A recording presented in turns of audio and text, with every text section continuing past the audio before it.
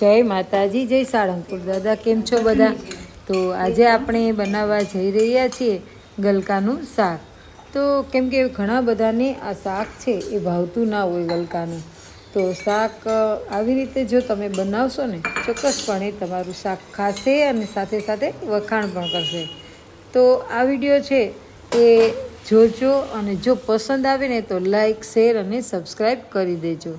તો સૌથી પહેલાં તો આપણે આ મોટા ગલકા છે તે લઈ લીધા છે, અને આ ગલકા છે ને એ લગભગ 500 ગ્રામ છે. આ ગલકા છે તે 500 ગ્રામ જેટલા છે. તો ગલકા તાજા હોય ને એ વધારે સારું. જો ગલકાને તમે લઈ અને ફ્રીજમાં મૂકી દો ને તો એ ગલકા થોડાક વાસી એટલે કે ચીમોડાઈ જેવા થઈ જાય છે, એટલે ગલકાનું શાક છે એ ફ્રેશ થતું નથી. તો આ ગલકા સુકાઈ ન જાય તે માટે ગલકા લીધા હોય ત્યારે જ એનું શાક કરી લેવું જોઈએ. તો હવે આપણે આ ગલકાની છાલ ઉતારીશું, અને ગલકા એવા લેવા કે જે જાડા પણ ના હોવા જોઈએ, અને આગળથી જાડા અને પાછળથી પાતળા એવા પણ ના હોવા જોઈએ. ગલકા છે એ આખું ગલકું એક સરખું હોવું જોઈએ. તો માવો તેમાં સારો હોય તો ગલકાનું શાક છે એ સારી રીતે બને. તો ચાલો, ગલકાને જો મેં ધોઈ લીધા છે અને ગલકાની છાલ ઉતારવા જઈ રહી છું. તો ત્યારબાદ તો ગલકાની છાલ આવી રીતે ઉતારી ગલકાને ચાખી લેવા, કેમ કે ગલકા કડવાશ પણ હોય છે, એટલે ગલકાને ચાખ્યા પછી જ તમારે સુધારવા. ત્યારબાદ એના છાલ ઉતારીને આવા પીસ કરી લેવા.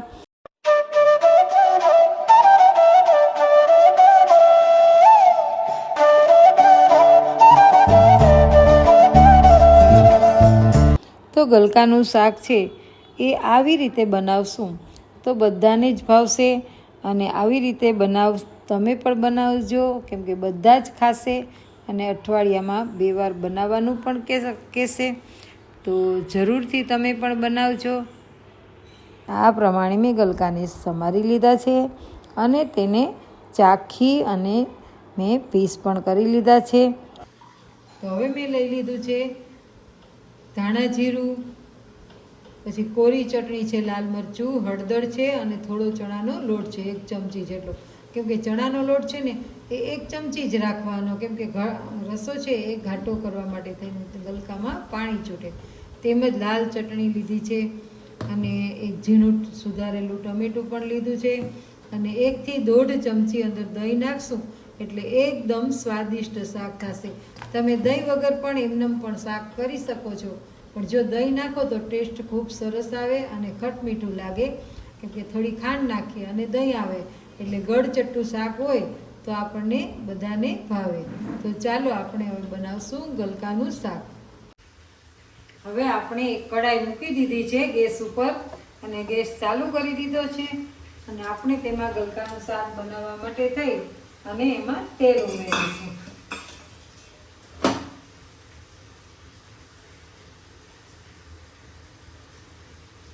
તો તમે તેલ પણ જેટલું ખાતા હોય ને એ પ્રમાણે નાખો.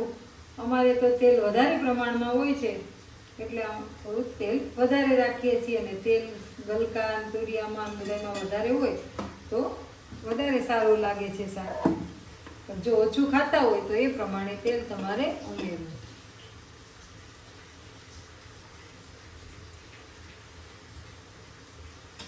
તેલ આવી ગયું છે તો આપણે તેલમાં રાઈ નાખશું, અડધી ચમચી જીરું, અને હિંગનો વઘાર કર્યા બાદ આપણે તેમાં સુધારેલું ટમેટું ઉમેરી દઈશું.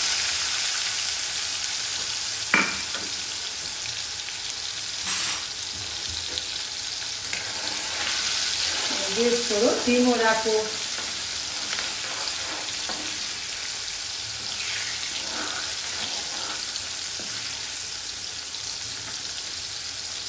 ગલકામાં પાણી નાખવું ના પડે, કેમ કે એમાંથી પાણી છૂટે છે. પણ જો તમારે ચણાનો લોટ વધારે થઈ જાય તો થોડું ઘણું નાખવું પડે. બાકી ચણાનો લોટ છે તો તમે સ્કીપ પણ કરી શકો છો.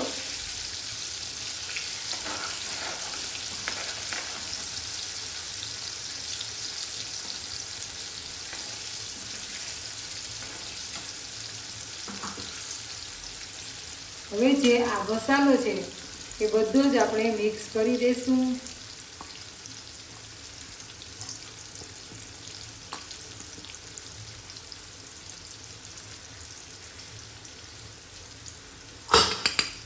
અને પછી આમાં ઉમેરી દઈશું, જેથી કરીને ચણાનો લોટ છે એ તમને કાચો ના લાગે. હવે આપણે તેમાં ગલકા પણ ઉમેરી દઈશું.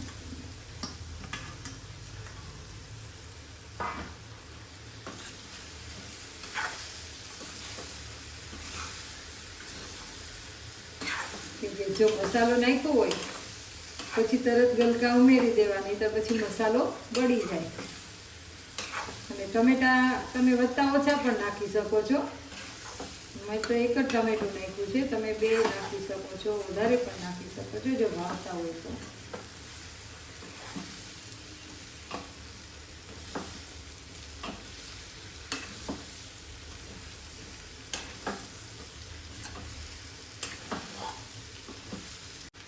ત્યારબાદ આપણે તેમાં જે પ્રમાણમાં ગળાશ ખાતા હોય ને એ પ્રમાણમાં ગળાશ નાખવી. અને હા, ગલકા છે એને સુધારો ને ત્યારે ચાખી પણ લેવા, કેમ કે ગલકા કડવા પણ હોય છે. હવે આપણે સ્વાદ અનુસાર નમક ઉમેરીશું.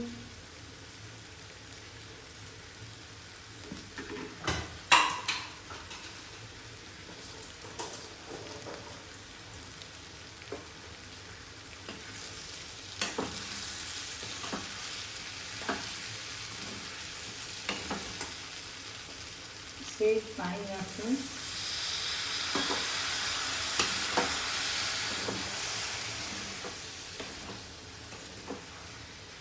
ખાલી અડધી ચમચી જેટલું જ મેં પાણી નાખ્યું છે, કે જેથી કરી અને મસાલો છે એ નીચે ના બેસી જાય.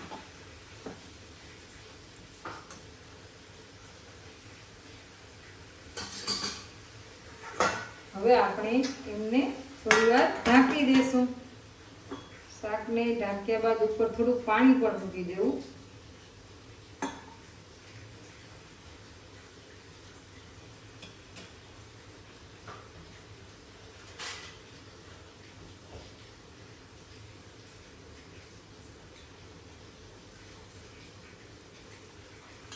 અને મેં 1 ચમચી દહીં લઈ લીધું છે. એ દહીંને સારી રીતે મિક્સ કરી દઈશું, જેથી બધી કણી કે સોદાઓ એ બધા છૂટા પડી જાય અને એક રસ થઈ જાય. જો એટલે શાકમાં છે ને ફાટે નહીં.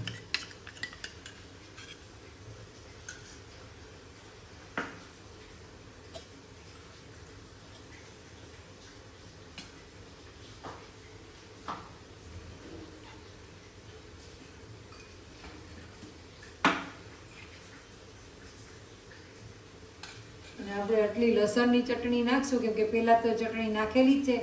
તો આ લસણની ચટણીમાં આપણે થોડું પાણી નાખી અને એક રસ કરી નાખશું.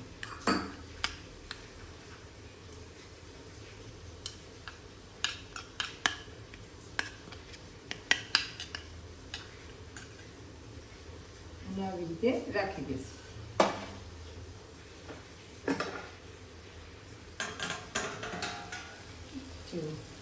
પાણી છૂટવા લાગ્યું છે, થોડી વાર આપણે રેવા દઈશું.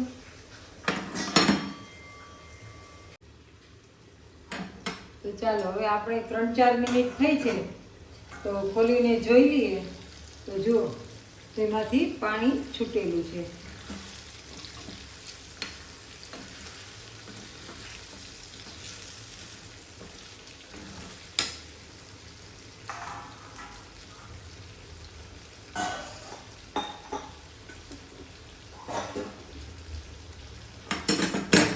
તો હવે તેમાં આપણે દહીં છે તે એડ કરી દઈશું.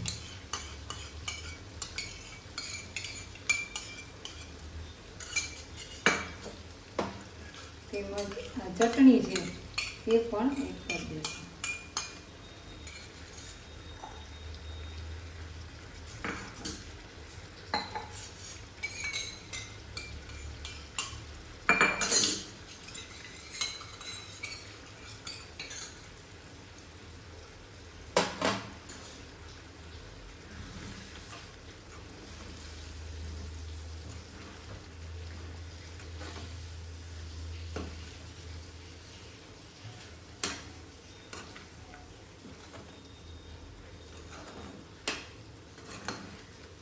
જો આપણું શાક છે એ એકદમ ઘાટો રસા જેવું થઈ ગયું છે.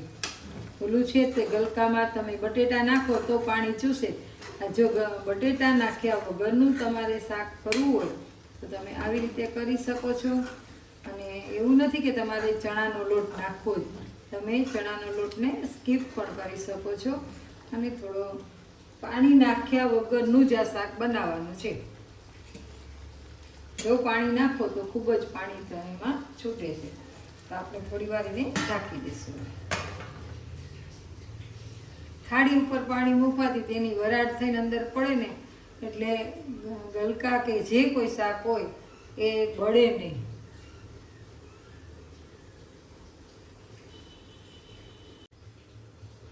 તો જો ચાલો આપણે હવે શાક જોઈ લઈએ.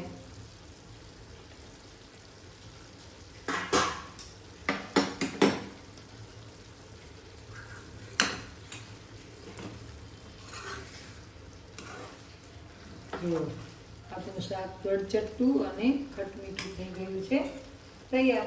હવે આપણે કરી દઈશું ગેસને બંધ.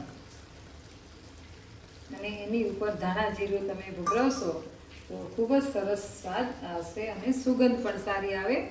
ધાણા જીરું ઉપરથી નાખવાથી સ્વાદ અને સુગંધ સરસ મજાની આવે છે.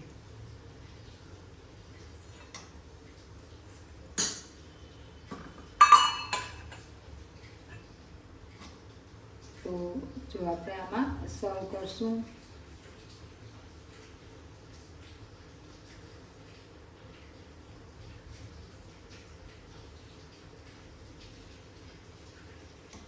તો આપણું ગલકાનું શાક થઈ ગયું છે તૈયાર.